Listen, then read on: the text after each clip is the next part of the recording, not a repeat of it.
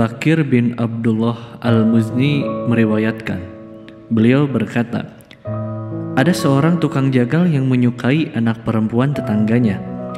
Pada suatu hari, anak perempuan itu disuruh pergi ke kampung lain untuk suatu urusan. Tukang jagal tersebut mengikutinya, lalu berusaha menggodanya.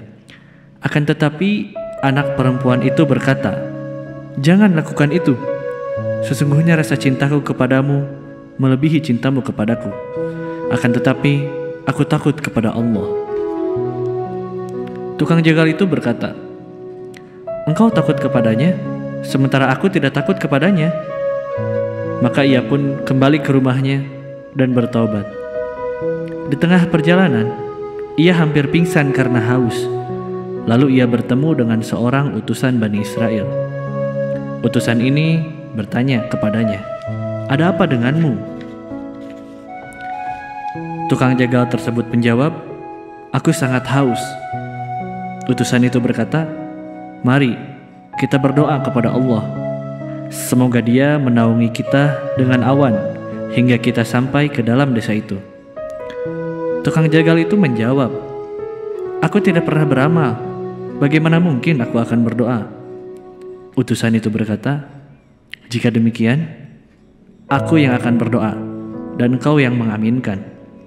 Utusan itu pun berdoa dan tukang jagal mengaminkannya. Lalu datanglah awan menaungi mereka berdua hingga keduanya tiba di desa itu. Tukang itu pun kembali ke rumahnya dan awan itu ikut bersamanya. Maka utusan itu berkata kepadanya, "Bukankah engkau telah mengatakan bahwa engkau tidak pernah beramal, sehingga aku yang berdoa dan engkau yang mengaminkan? Kemudian datanglah awan menaungi kita hingga kita tiba di desa ini. Akan tetapi, ketika kita hendak berpisah, mengapa awan itu mengikutimu? Ceritakan kepadaku apa yang telah terjadi padamu."